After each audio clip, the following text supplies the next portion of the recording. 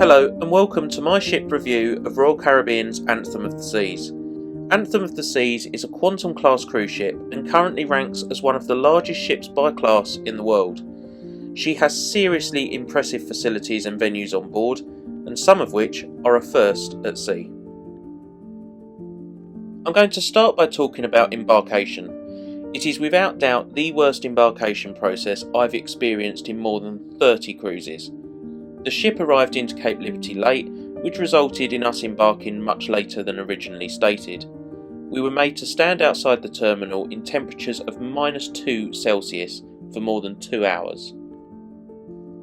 This chaos was of Royal Caribbean's making, as they didn't want people inside the terminal longer than necessary to minimise the spread of COVID-19.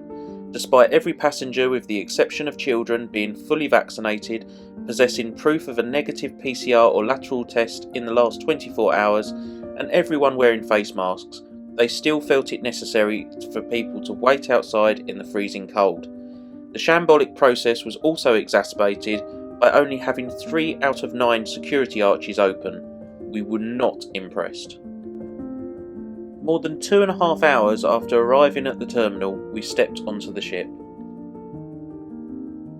The cruise we did on board Anthem of the Seas departed New York bound for PHILIPSBURG in St. Martin, one of our favourite islands in the Caribbean.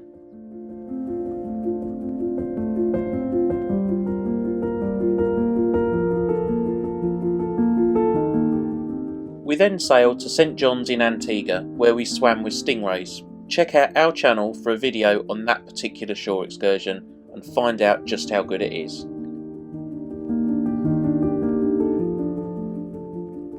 Our last port of call was Bridgetown in Barbados, another favourite of ours in the Caribbean, where we headed out to sea on a catamaran and went snorkelling with turtles.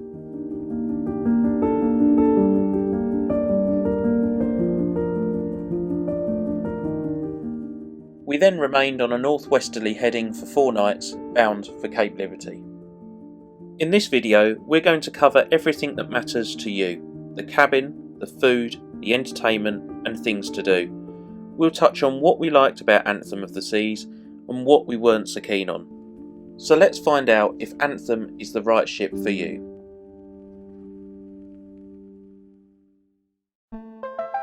The Quantum class of ship is most famous for having an abundance of things to do, and that is where we're going to start this review.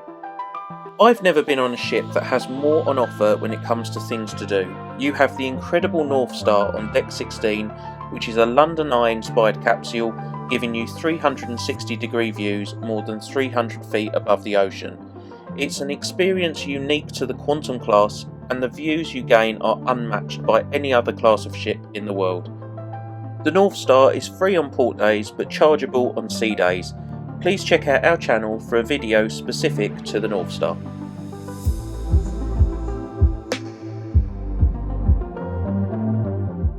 If you're looking for something a little bit more thrilling, take your pick. In the Seaplex on Deck 15 you'll find the bumper cars, an all-inclusive experience. Simply book through the Royal Caribbean app and turn up at the designated time. At the aft on Deck 16 you'll find the FLOWRIDER, an impressive surf simulator which pumps 30,000 gallons of water per minute at a speed of 30 miles per hour.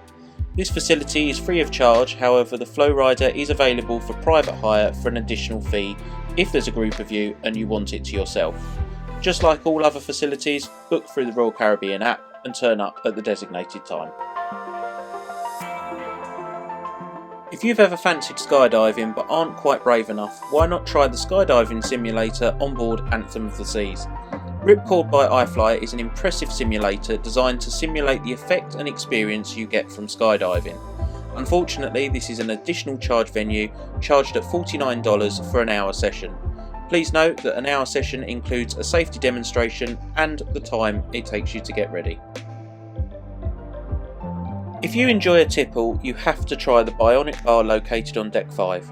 The Quantum class of ship was the first ship to feature robotic bartenders. It's one of their most talked about venues, so let's order a drink and watch them in action. Drinks at the BIONIC bar are around $12 each, but also have the 18% service charge on top. This just fuels my scepticism that crew don't get the gratuities paid on drink purchases. I mean, what are the robots going to spend their tips on? WD-40 for their weary Fanic arms? I don't think so. That money is going straight into Royal Caribbean's pocket. When your drink is ready, it will tell you on the iPad screen in front of you which belt to collect from. Just scan your card and sip. We loved the BIONIC bar. You can't help but watch them work. I'm sorry to say, but the drinks were better here than at any bar on board Anthem in our opinion. I've had my vent about the service charge, so we'll leave it there. If you enjoy doing things a little bit more normal and relaxing, then I defy you to not like the Solarium. It's warm, comfortable, has palm trees, cascading swimming pools, jacuzzis, a swing, a bar, a bistro, and best bit of all, it's adults only. Yep, if you're under 16, you can't come in. This is without doubt the most impressive pool areas I've seen on a ship. The Quantum class of ship was built for Alaska, and I have to say, now that I've seen the Solarium, I'm not sure I'd want to see Alaska on any other type of ship. It's stunning. You're spoilt for choice when it comes to things to do on this ship, but at night, that's when Anthem really does come alive. Anthem of the Seas has the usual venues that people like to go to of an evening on a cruise. A fantastic variety of different bars playing different genres of music, and of course they have the traditional ship's theatre. The Royal Theatre is massive, seating around 1,300 guests. To be honest with you, I didn't really rate the performances. I found that it was the usual over-singing and over-acting you get on most cruise ship shows. However, Dan loved We Will Rock You, and said that the We Will Rock You he saw in the West End of London was as good as it was on board Anthem. One niggle I do have, and I've noticed this with a lot of cruises since their return to service, they seem to be repeating shows.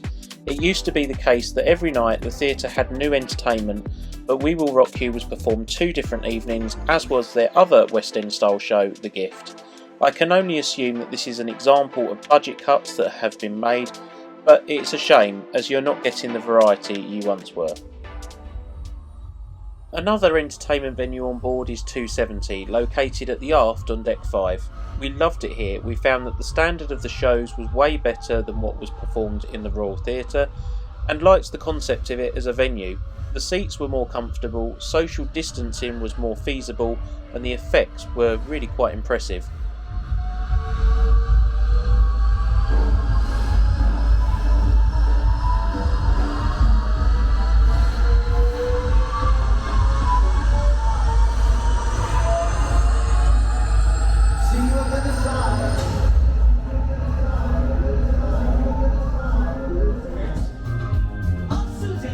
You did need to book any performance in 270 through the Royal Caribbean app in the same way as you do for the Royal Theatre. Shows are also repeated at this venue too, so if you miss a show on one night, you're guaranteed to catch it another.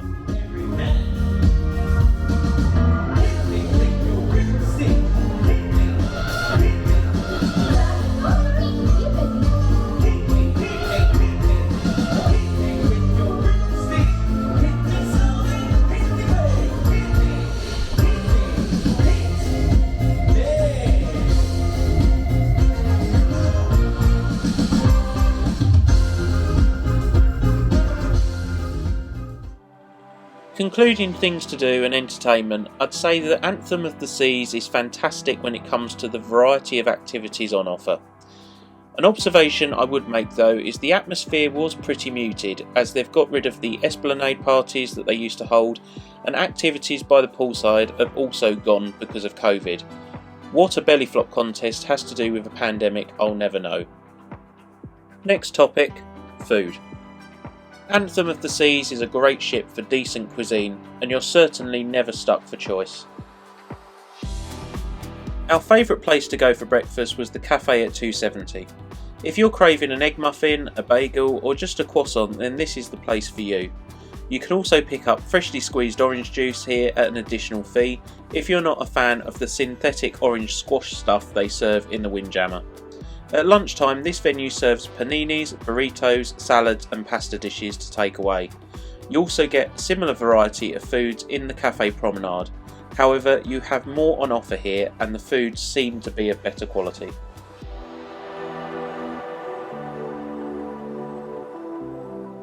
The Windjammer very rarely disappoints on a Royal Caribbean ship. They're always massive, with an immense variety of different types of food on offer. We've been to some rather awful buffets over the years with different cruise lines, but Royal Caribbean set quite a high benchmark. The food here is fresh, piping hot, and bar staff are always quick to ask if you'd like a drink. The mystery is, why is the food so good in the Windjammer, but so goddamn awful in the main dining rooms? This was my first cruise with Royal Caribbean, and Jay had warned me about the food in the main dining on board their ships. The standard of food just wasn't up to scratch when you compare it to what we've had on other ships with different cruise lines.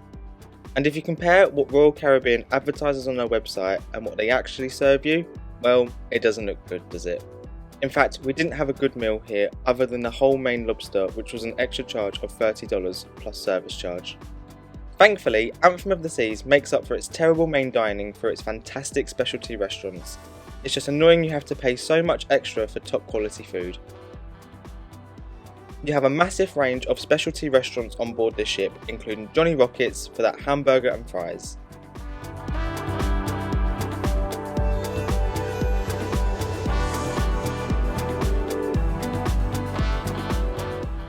You then have IZUMI Sushi serving sashimi and sushi for lunch and dinner.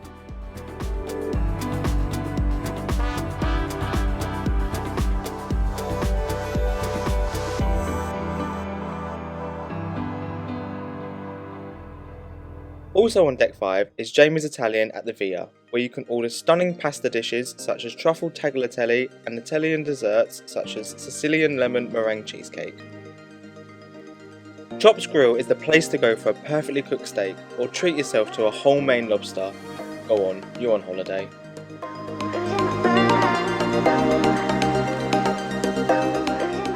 And then there's Wonderland, the most stunning and impressive restaurant we've dined at sea. Very expensive, but it's an experience to savour and remember.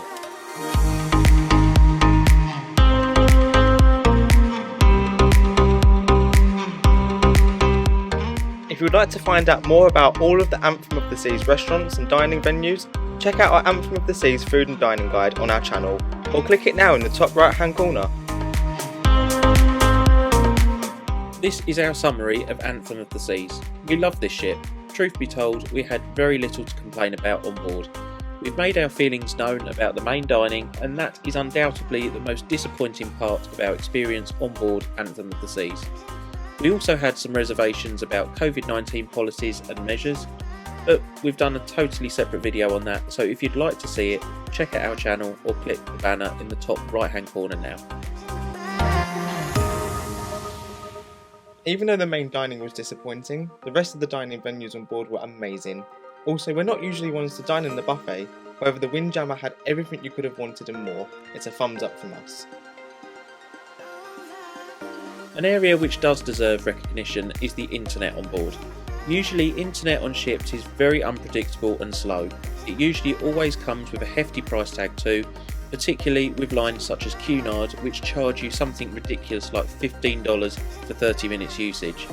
Voom can either be included as part of a drinks package or pay for it on its own, and it costs about £12 a day or $16 if you're from the States. Voom claims to be the fastest internet at sea, and I believe it probably is. The standard balcony cabin on board was one of the biggest we've experienced on a cruise ship.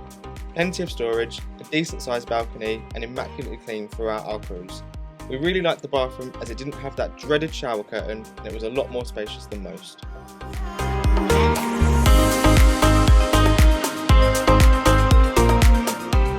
The question we always ask ourselves at the end of any cruise we do is, would we come on board again?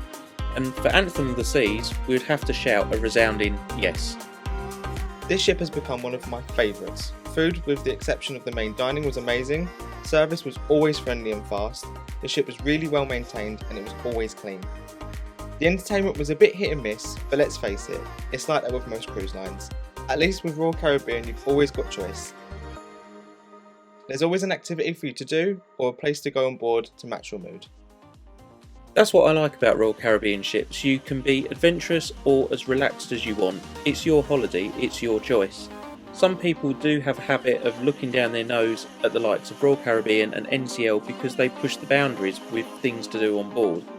But just because there are surf simulators, rock climbing walls and skydive simulators, it doesn't mean you have to do it. If you are the sort of person that enjoys a quieter way of cruising, sat reading a book in the shade and grabbing a cup of tea every so often, where better to do that than the adults only solarium on board the Quantum class of ship. It's the best indoor pool area on any ship we've been on, and when we go on a ship like Queen Mary 2 and say that we're a little underwhelmed at their indoor pavilion pool, this is why. So yes, we would 100% come on board again, and we would 100% recommend Anthem of the Seas or any other ship within the Quantum class to our family, friends, subscribers and viewers. So all that's left for me to say is thank you so much for watching. If you enjoyed this video and would like to see more, please click subscribe and tap that bell icon to be notified of any future cruise videos we upload. We have so many cruises lined up and we'd love to take you with us.